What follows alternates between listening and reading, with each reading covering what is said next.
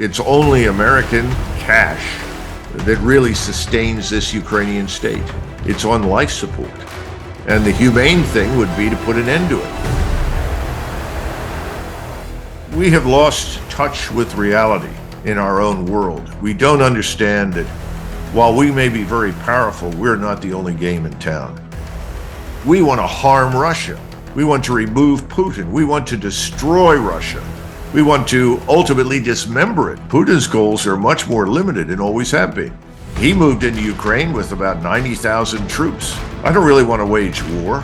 I just want to signal to you that I'm serious. And so we all said, well, look how bad the Russians are. They don't know what they're doing. And look how small this army is. Well, all of that's being corrected. They've got 750,000 troops in and around Ukraine now. Why? Because he doesn't want a war with NATO. And if we intervene, he's going to need all of those troops. How do you read the war at this point? I think the Ukrainian force is desperate and, frankly, on the point of disintegration. Putin is concerned about how the world views this, from China to Africa to nations all around the world. He's concerned of the optics of this. Russia is not the Soviet Union. It's not remotely like it. There is no Communist Party running the show. You don't have the NKVD rounding up thousands of people and imprisoning them or executing them every day. We won't listen.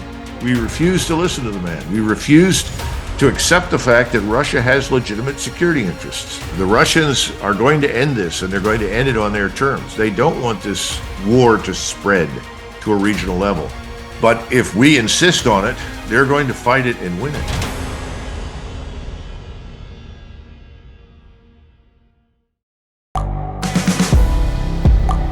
The world is changing. Inspiration is everywhere. It has never been so easy to connect, share, and bring people together. We're learning from others and finding the best in ourselves. Challenging our beliefs. Sharing our vulnerability. Overcoming our fears. Transforming ourselves so we can transform the world. How far can we go? This is London Real. I am Brian Rose. My guest today is...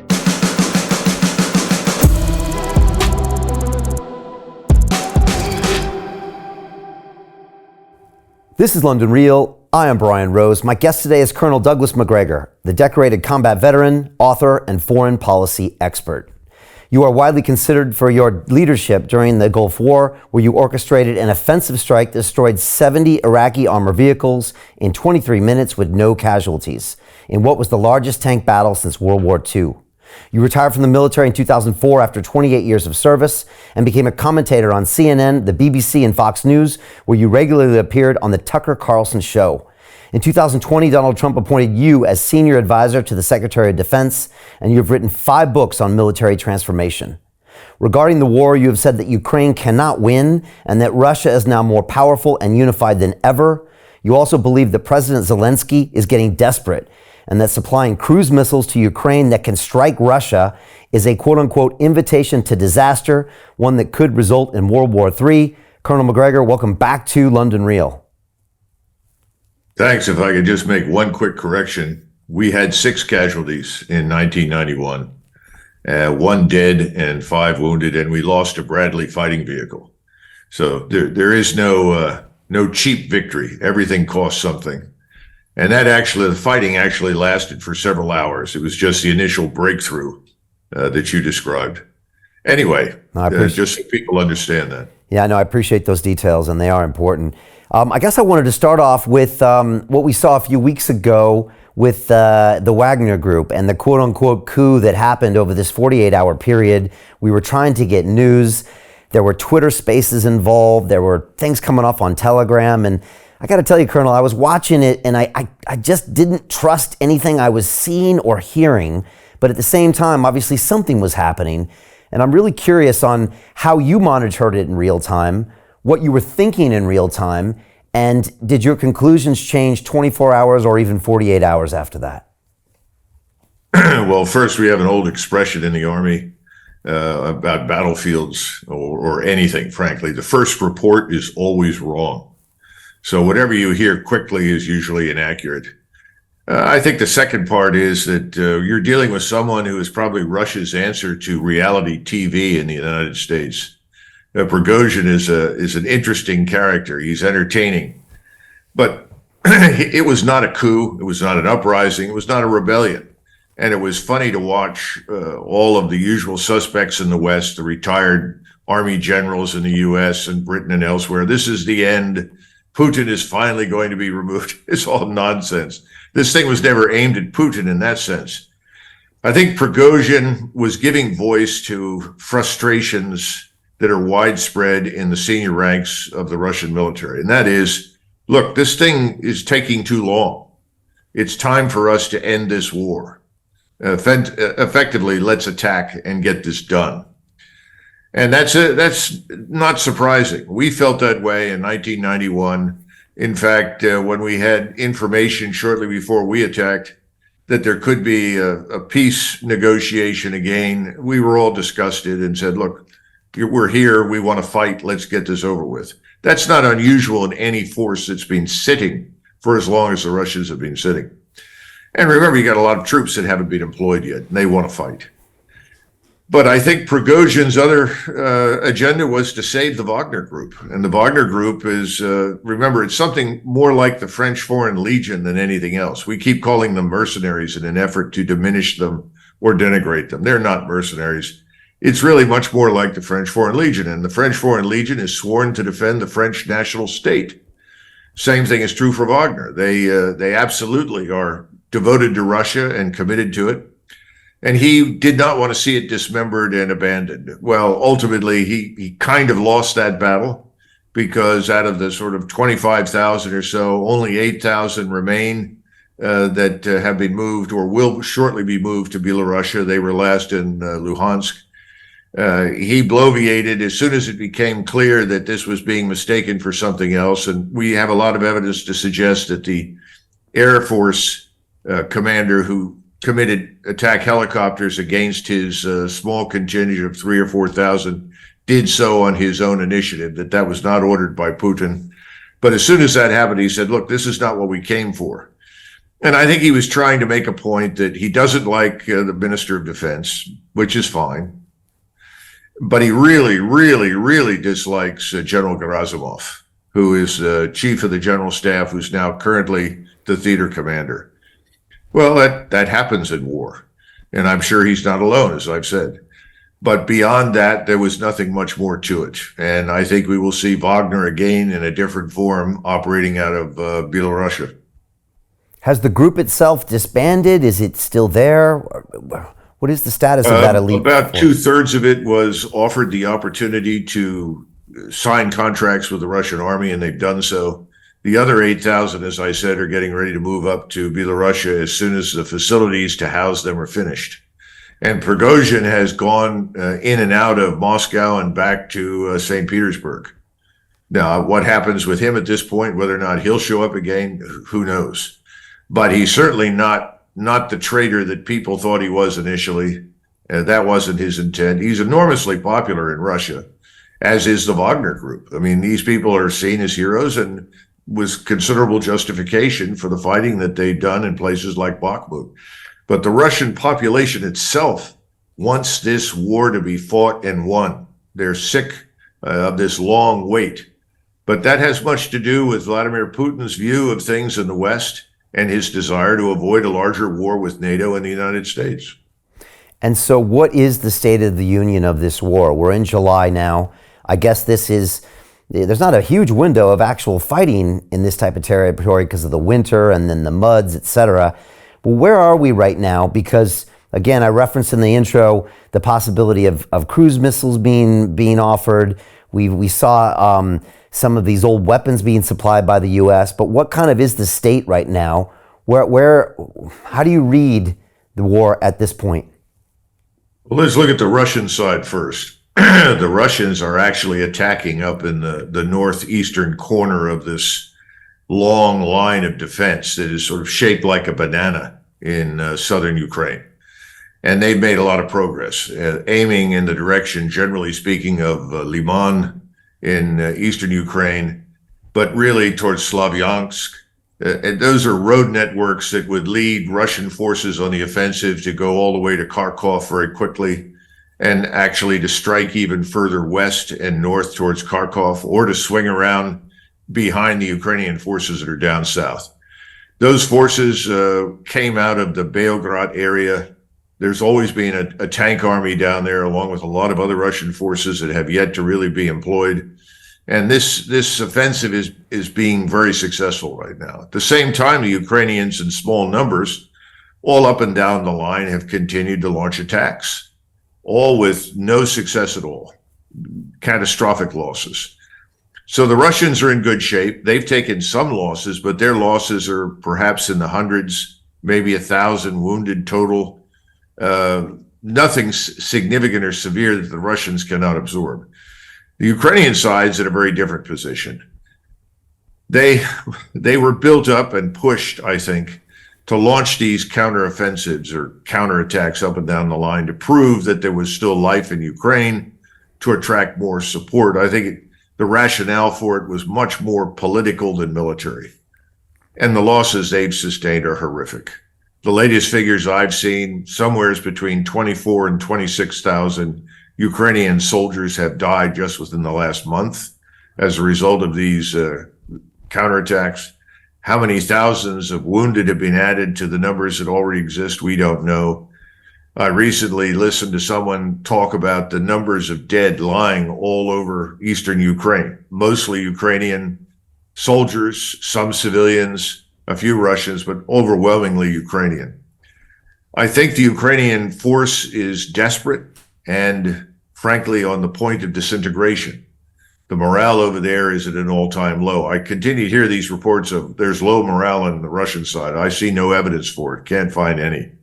As I said before, the only thing that I see is this desire to attack, win, and get this over with. But the Ukrainians they've suffered terribly. And the Poles that are working in Ukrainian uniform as part of the Ukrainian army, along with a few other units, are the only ones left that are willing to attack. Everyone else has said this is preposterous. They do not have the ability to punch through the security zone, which ranges from 15 to 25 kilometers in front of the main defensive belts. They've never reached the main defensive belts. And this is not a surprise. From the very beginning, people thought that you could build an army for high-end conventional warfare on the fly. It can't be done.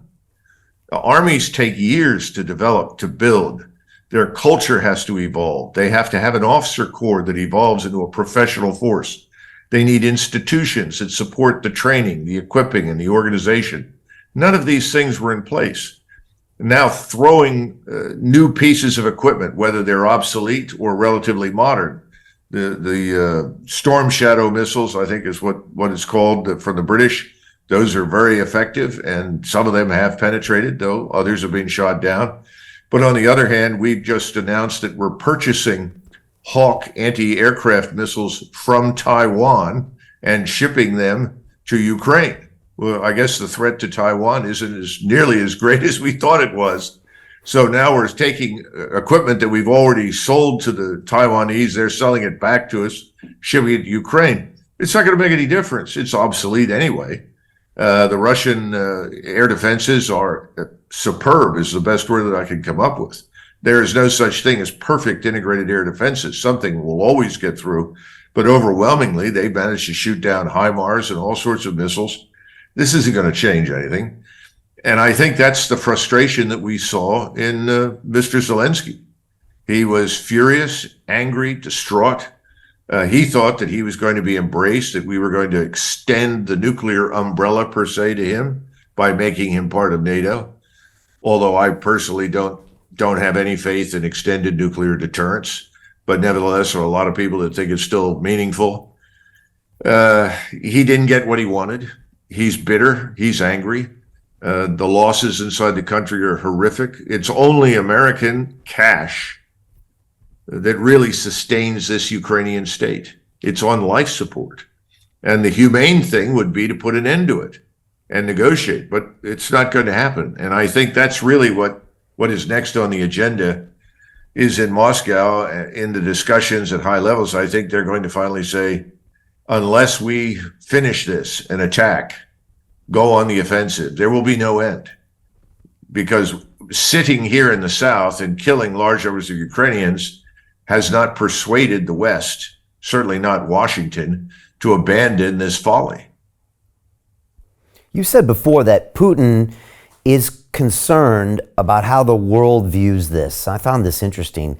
From China to Africa to nations all around the world, he's concerned of the optics of this. And again, a lot of people would be surprised because here in Britain and in America, 90% of the mainstream media, it has already chosen its position on the Ukraine war. It doesn't even matter what happens on a day-to-day basis. We get fed just a similar narrative. If there's any successes, they are multiplied. And if there's any failures, they are hidden. And so to explain why Putin cares of the optics of this, because we're also taught that he's this evil dictator that doesn't have any cares for anything. Explain both of those narratives in your mind, and that might be a surprise to a lot of people who get their news from newspapers and television channels. Well, remember that he's also conducting warfare against us on the financial level. Remember that he represents in the minds of many people around the world someone who has decided to challenge not just American military and political hegemony, but American and Western financial hegemony. The World Bank and associated institutions have effectively been puppets for U.S. and allied foreign policy. We have been in the business for decades of telling people in Nicaragua or Cameroon what kind of crops to grow. And if you don't do what we tell you to do, then we won't lend you the money that you want. We talk all the time about the Chinese supposedly blackmailing people by lending them lots of money and then holding them accountable. Well, we do the same thing, only we do it in more subtle ways that are actually more damaging to the society because we're very intrusive. We're not just interested in the specific project. We're trying to restructure people's societies, change their cultures. So you have people in Africa, Latin America, much of Asia, who are very sympathetic to the Russians, who are seen as standing up to this. And you know that they're trying to develop a new currency. It's going to take some years. It's not going to happen overnight. That is pegged to gold. And India, China, and Russia probably are sitting on the largest concentration of gold in the world right now. And a lot of us are beginning to wonder how much gold we've actually got under the streets in New York, London, and Fort Knox. We'll have to find out at some point. But the bottom line is, this is a new era that is coming, and they've already got 40 plus nations willing to join this new currency. India, China, and Russia, of course, are at the center of this, at the core of it. And this is seen as a rebellion against our financial dominance that has been so, I would say, from their standpoint, certainly destructive in so many ways for so long. So that's part of it. The second part of it is he has given very, very specific orders to the Russian army in terms of how he wants them to behave. And if you're looking for a model, you've got to go back to Tsarist Russia, because the Tsar and the Tsarist forces, whatever they were, however imperfect they were a club of humanitarians compared to the evil Bolsheviks that replaced them. He has done everything he can to divorce the behavior and the attitudes and the culture of today's Russia from the Soviet Union and that evil past. I mean, he's not interested in slaughtering Ukrainians. He's been opposed to that from the very beginning. And he's always kept his eye on the ball in terms of, I want to live with everyone when this is over. And I think he's adopted Charles de Gaulle's position, which is Americans don't live in Europe. Britain is an island, and we're Europeans. And I think his assumption is that London and New York City and Washington will eventually give up and go away. He wants to get along with everybody else. He doesn't really need us. And see, this is the other problem that we never thought through very carefully. No one sat down, and we try to do this in the military. We don't succeed very much on the strategic level, but we try to ask the question of, What is the purpose of our operation? How are we going to do it? And what do we want things to look like when it's over? That's an important question. We didn't do that this time. We just said, we want to harm Russia. We want to remove Putin. We want to destroy Russia. We want to ultimately dismember it. If you read the things that people are saying, and strip it of resources. What are Putin's goals? Putin's goals are much more limited and always have been.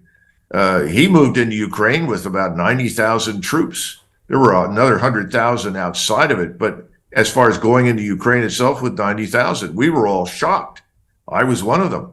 What is he doing? I didn't understand what his point was. Well, his point was, I don't really want to wage war. I just want to signal to you that I'm serious. We're not going to tolerate this platform for the projection of dangerous military power against my country. It's not going to happen. We won't tolerate it. And so we all said, well, look how bad the Russians are. They don't know what they're doing. And look how small this army is. Well, all of that's being corrected. They've got 750,000 troops in and around Ukraine now. Most of them are outside of Ukraine, over 300,000 sitting in strategic reserve, ready to launch. Why? Because he doesn't want a war with NATO. And if we intervene, he's going to need all of those troops. So he's been holding back and holding back and holding back in the hopes that someone would sober up, wise up, and negotiate. Well, it's not going to happen. He found that out the hard way in the summer, which is why you got the large military buildup. I think he's discovering it again. And this is unfortunate because I think things are changing in Europe faster than they are changing here because, let's be frank, most Americans could care less what happens in Ukraine. They don't even know where it is, half of them. But for you, not so much perhaps the British, but certainly for the Europeans, this is next door. This is quite close. And once you move past the Poles and Lithuanians, there isn't much stomach among the Europeans for a major war with Russia for the simple reason that they don't see the need for it. So eventually, I think we're going to see governments change. I think Macron will be gone. I think Schultz will be gone. That will certainly help. And the real question is what happens in Britain, the other leading power on the in NATO. And I suspect that may change too, especially if you look at your bond market. We don't want to talk about that right now, but nevertheless, that's a real danger, I think, to the current British government. So I think he's betting that the Europeans will sober up faster than we will. We're just going to continue to throw coal on the fire, just keep it going on the assumption that somehow or another this benefits us. It doesn't benefit us in any way, shape, or form, but that's the attitude in Washington. And no one is going to stand up and say, by the way, we didn't do our jobs. There was no purpose, method, end state thinking. There is no strategy. We don't know what to do. We can't do much anymore. We're just going to continue to shove obsolescent equipment at Ukrainians. Well, I mean, right now, the Biden White House has to continue on this.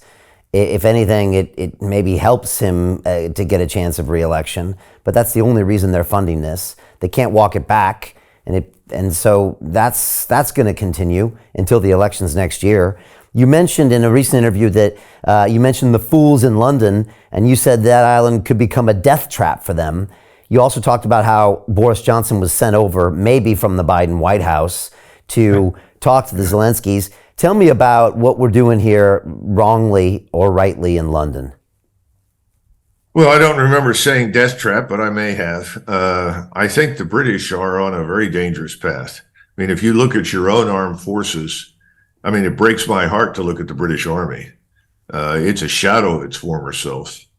And the British Army, even though it was always smaller than the U.S. and German armies, for instance, was usually regarded as a very professional and competent organization. I think today it's just a skeletal framework of what's needed. You've got 2 aircraft carriers that you've invested heavily in, no aircraft to put on them. They're not manned.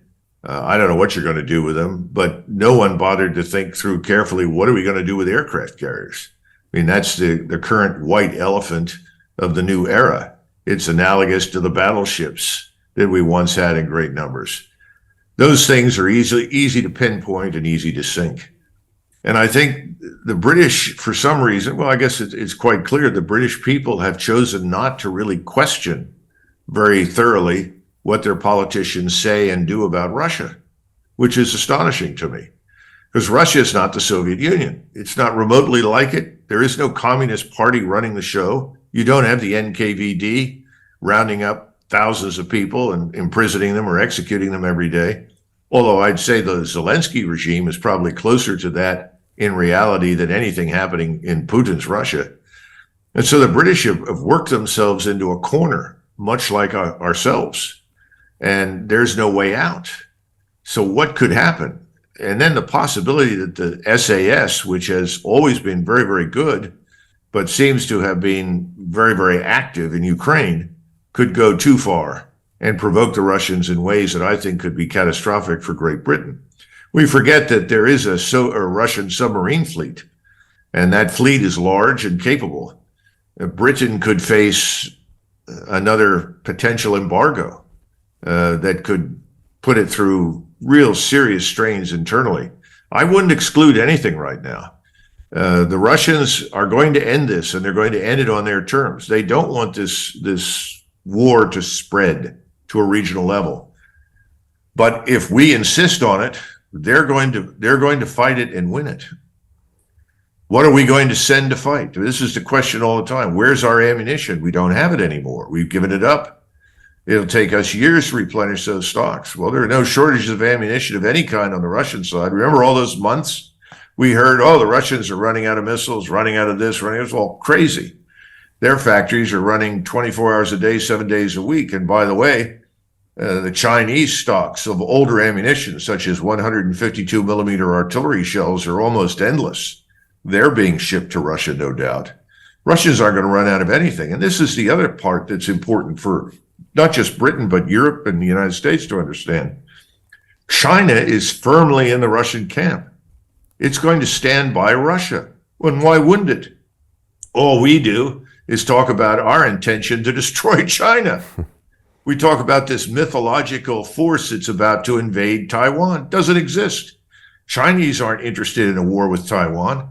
Chinese want to do business. They know what would happen if they tried to invade Taiwan. You'd have most of Asia walk away from them. They're not interested in that. We're the ones that keep provoking it. We keep sending our forces through the Taiwan Straits. What would we do if the Russian fleet or the Chinese fleet decided to sail through the Caribbean between Florida and Cuba? We'd go crazy. People in this country would be furious. They'd want the Air Force to sink everything in sight. You know, we have lost touch with reality in our own world. We don't understand that while we may be very powerful, we're not the only game in town. And I think the British have encouraged this, unfortunately. I think Boris Johnson was not just acting as a proxy for Washington with Kiev. I think he was doing more than that. I think he was actively pushing the notion that, first of all, Mr. Zelensky, we will give you everything. You will have all that you will need, all the cash and all the support. You're going to win this war. Russia can't stand up to us. I think he believed it. Yeah, he's also a politician, and I think he just saw where the winds were blowing, and he knew he could use it as leverage to keep him in office a little bit longer. Yeah, it probably was a lot of that.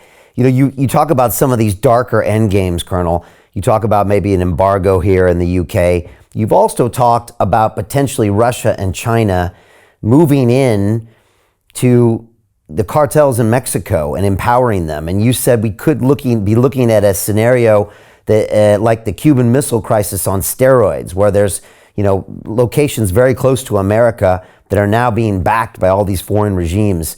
Can you talk about what you mean by that and how that would happen?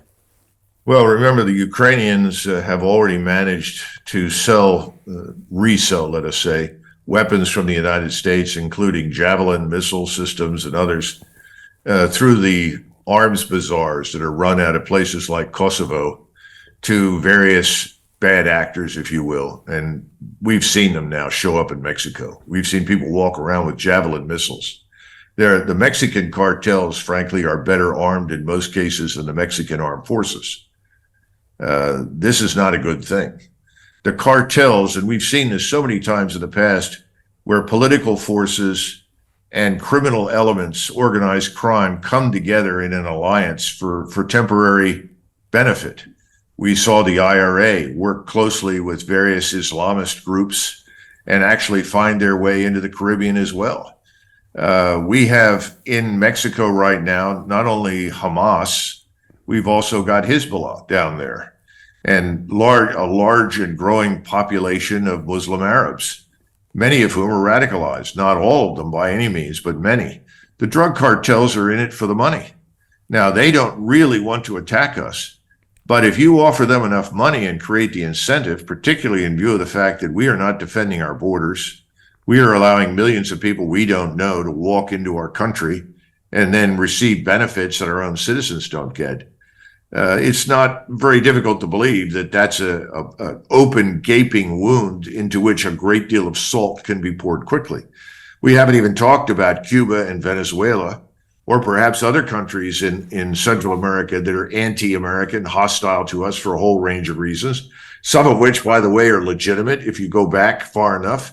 But nevertheless, those are opportunities for the Russians to start multiple fronts that we have to deal with. We seem to have ignored that. And then, of course, you have our favorite friend in North Korea. North Korea has always been much closer to Moscow than to Beijing. To be frank with you, Xi in Beijing doesn't like North Korea. Most Chinese don't like North Koreans. They don't even like Koreans, but they certainly don't like North Koreans.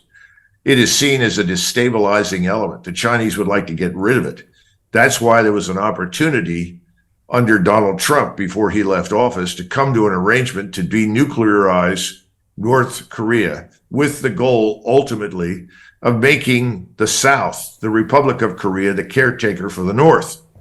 And the Chinese would be quite happy to do that. They do a land office business with South Korea. South Korea, Japan, China all do a land office business in Taiwan with the microcircuitry industry. I mean, Asia is a different place from where we live. Asians don't think like us.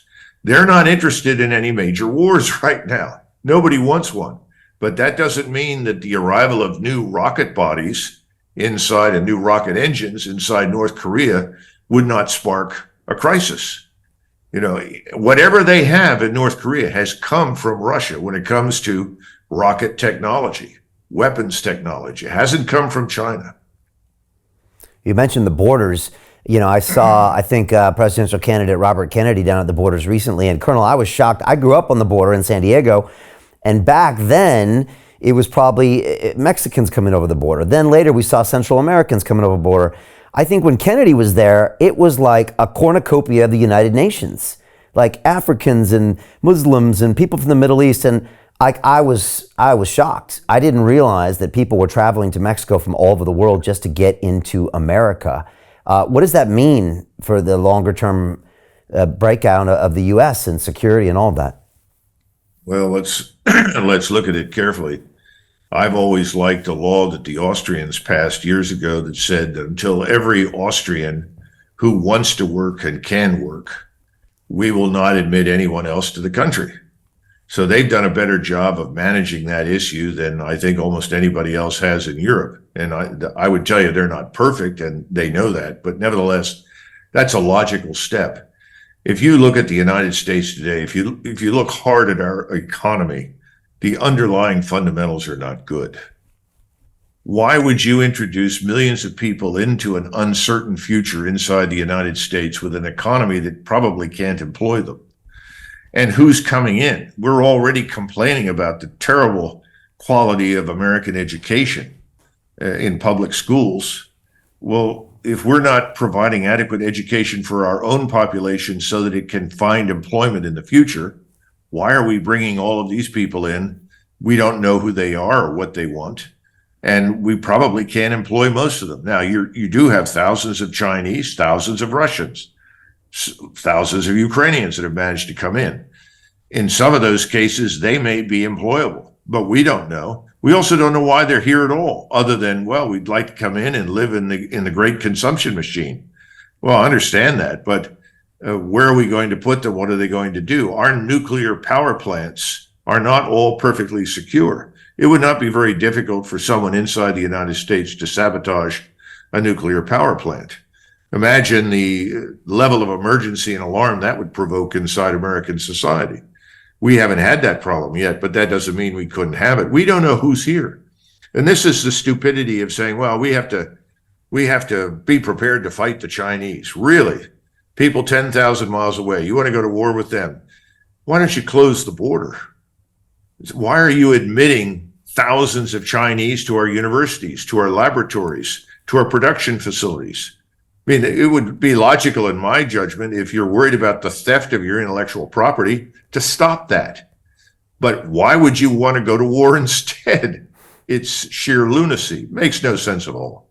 And as my Japanese and Korean business partners have told me in the past, Chinese are not doing anything today that they have not done for centuries.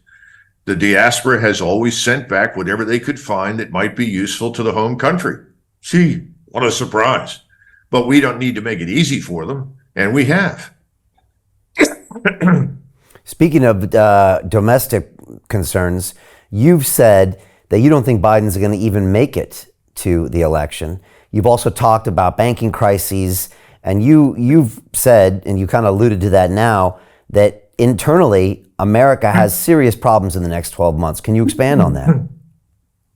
Nassim Taleb, some of your viewers will know who he is. Yeah. Very brilliant man. Yeah. He was the man that developed this whole concept of the black swan event that is mentioned routinely these days.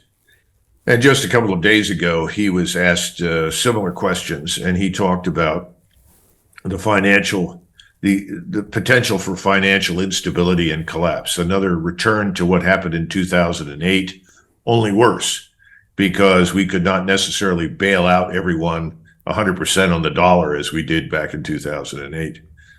He talked about the fact that we've been using monetary policy to address serious structural problems. You know, if you've exported your manufacturing base and you've walked away from systematically exploiting and developing agriculture to the extent that we can, if you've abandoned energy, the energy sector, and let it atrophy so that we've got a handful of refineries, whereas years ago we had several hundred, then you're setting yourself up for an inevitable failure. And somebody said, well, when is this all going to happen? When will it happen? He said, I don't know. They said, well, this could go on for 5 years or another 10 years before the end. He said, well, that seems unlikely. He said, I think it's in front of us. I think he's right.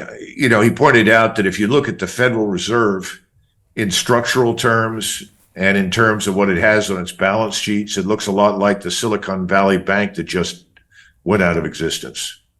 Now, the Federal Reserve moved quickly on that, and I'm glad they did. They forestalled a wider emergency, at least for the moment. But I think more of that is likely to come. And remember, all of our banks, small and large, and I think you've got this problem as well as many of our friends around the world and partners, we've sold a lot of people treasuries, which were always considered a good hedge, at very low interest rates. The interest rates are rising, and they're likely to continue to rise. People say, well, if it gets out of hand, the Fed can suppress it. But there's a growing chorus of people warning that may not be possible. So then suddenly you're paying in exorbitant prices to service your debt. I always point out that, you know, the British left India in 1947 when their debt to GDP ratio was 240%. That was largely because we bankrupted Great Britain during World War II, because the British essentially sold everything in order to participate in this war against Nazi Germany that ultimately turned out to be a great victory for Soviet Russia, but not for Great Britain. Well, the point is that the British experienced this, and they took in the facts, and they made a prudent decision. We've got to get out. And they got out. Well, that's what you're going to see happen to us, I think, in the near term. That's why I kind of referred to this business of adding Sweden and Finland or anybody else to NATO as well. You're buying a ticket, or a berth, if you will, on the Titanic, and it's already struck an iceberg. And they don't seem to get it. But we can't fund it all. We can't afford it all. The Europeans can't either, or they won't in many cases. So everything is going to change. But somebody said the other day, well, you know, nothing matters until it does. You know, it's back to something goes on until it can't. I mean, that's where we are at the moment. We know that we're crossing this rickety old bridge and that the bridge is destined to collapse. But everybody says, well, listen, it's held up this long. Let's continue to use it. Going to be god awful when that collapses. You mentioned NATO. Like, what kind of implications are going on there now? You've also mentioned that the Poles and the Lithuanians are kind of fired up to take this fight, but nobody else is at this point. You also mentioned the cruise missiles, and in a desperate Zelensky's hands, firing those into Russia could be his last-ditch move. And if you do that, Russia has to respond, and then everything gets escalated and gets more and more dangerous. Well, first of all, the Russians will not use a nuclear weapon unless someone uses a nuclear weapon against them. Explain that, because you said that's a sign of weakness to use the nuclear weapon, and they're not in a weak position. Right. I mean, there's no reason for them to use a nuclear weapon. They have, right now, the advantage of overwhelming high-end conventional combat capability. The reason Ukraine still has forces fighting is because the Russians have not decided to attack and annihilate them. That's the thing that will likely happen if these cruise missiles that were promised to Zelensky fall into his hands. His regime is so desperate that they will attack targets inside Russia. Now, I'm sure the Russians will shoot down most of them, maybe only half of them. Who knows? How many cruise missiles have to hit Moscow or Belgrade or Rostov or any other Russian cities before somebody says to President Putin, why haven't you stopped this? And then it's over. Absolutely, it will end. As I said, you've got hundreds of thousands of troops in reserve. They're brilliantly equipped. They're very well trained now. You're not talking about the U.S. Army National Guard or the militia or the Saturday night soldiers that people used to joke about in Great Britain. These people are trained. They've been in the military. They're not foreign to it. Now they're assimilated. They're ready to go. So I think that would happen and that would escalate. Now, the question is, what do we do? And that's the question that has always plagued Putin. Because Putin, again, doesn't want a long-term state of war with the West. China doesn't either. China wants to extend this one belt, one road all the way to Europe. As long as Ukraine is disintegrating and in chaos, it can't do it. Everybody wants to get back to that on the other side. I think there are Europeans who are privately saying, look, this is crazy. We've got to get back to normal too. We can't go on much longer. You know, you see demonstrations in Bulgaria, in Moldova, in Romania, all against this notion of war with Russia over Ukraine. It's not because they hate Ukrainians or love Ukrainians or hate Russians or love Russians. They want to get back to normal. They want this to be over. I think if I look at the polls right now, in Poland, I think it's roughly 52% have expressed a desire to avoid war with Russia. Now, I don't know where their government is because the government seems to be disconnected from that viewpoint. And you are right. The Poles and Lithuanians could field a force, I don't know what size it would be, that could conceivably intervene in Western Ukraine. And I've tried to tell them when they've asked me, I've had people call from Poland and say, what do you think will happen? And I said, well, even though your governments stand up and say, we're doing this on our own, this is not a NATO event, the Russians are going to say, this is a Trojan horse for NATO. These people are in NATO. And so, again, when the alliance expanded, there were voices inside NATO that said, you know, Eastern Europe is a different place. There are people there with agendas because the outcome of the war did not suit them. I mean, Poland and Lithuania used to be great powers. They controlled vast strips of territory. Romania lost territory. Hungary lost territory. To continue watching the rest of the episode for free, visit our website londonreal.tv or click the link in the description below.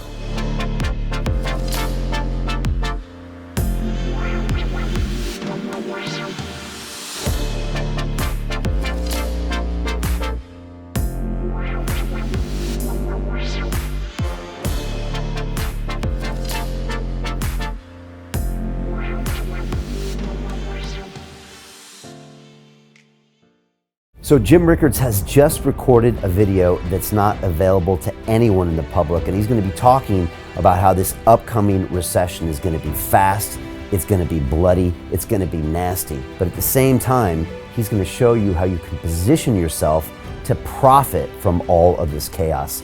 Now, we've made this video only available to our viewers. Go to londonreal.tv/Jim. Watch that immediately. I can't say enough good things about Jim Rickards. He understands the global economic system better than any guest I've ever had on London Real. His predictions are almost uncannily true, and you can learn how to profit from his vision, from his expertise, and his understanding of economics. So go to londonreal.tv/Jim or click the link below. It's an excellent, excellent look on what's going to happen in the future and how you can position yourself to profit from that. Jim is one of the best in the business, one of my favorite guests on London Real, and he's very, very good at predicting the future and showing us all to profit from it. So click the link, and I hope you enjoy. The greedy bankers are about to do it again. In 2008, they crashed our financial system and nearly bankrupted the entire global economy. Then they received trillions of dollars in government bailouts. And after, they demanded fat bonuses paid for by you, the taxpayer. It turns out the banks haven't just been screwing the American taxpayers, they're also screwing over their investors. Turns out the banking industry is the worst place you could put your money, despite enormous taxpayer bailouts. Now the bankers are back to take away your financial freedom. They lie and tell you that cryptocurrency isn't safe. They try to make it illegal for you to choose how to invest your hard-earned money. They lie and say cryptocurrency is used by money launderers and criminals. But look at the record. It's the banks themselves that launder hundreds of billions of dollars every year to the biggest criminal operations in the world. Leaked documents have revealed how some UK banks have helped criminals, money launderers and Russians under sanctions. American authorities discovered that the Sinaloa cartel moved $881 million through HSBC accounts as bank officials turned a blind eye to the illegality. The bankers lie and say cryptocurrency is not a real investment. Meanwhile, the smartest CEOs in the world are buying billions and billions of it. The truth is that banks lie about cryptocurrency because it makes them scared. The banks take $9 trillion per year of your hard-earned money, and they are worried that they will finally be exposed. They're scared because crypto means they can no longer control your money, which means they can no longer control you. They are scared because you might actually understand your money and intelligently decide what to do with it. Now is the time for us to come together, fight back, and take control. It's time to educate ourselves, our families, and our communities. Because financial education means financial freedom. We know that cryptocurrencies will help us build the new decentralized financial system of the future. A banking system that is of the people, by the people, and for the people. A banking system where access to finance is a fundamental human right. A banking system that is free and fair and welcomes all humans on this earth. The DeFi revolution is happening. We, the people, can no longer be fooled. We choose to take control of our finances. We choose to take control of our freedom. We choose to take control of our future. Join us, and let's take back our financial freedom forever.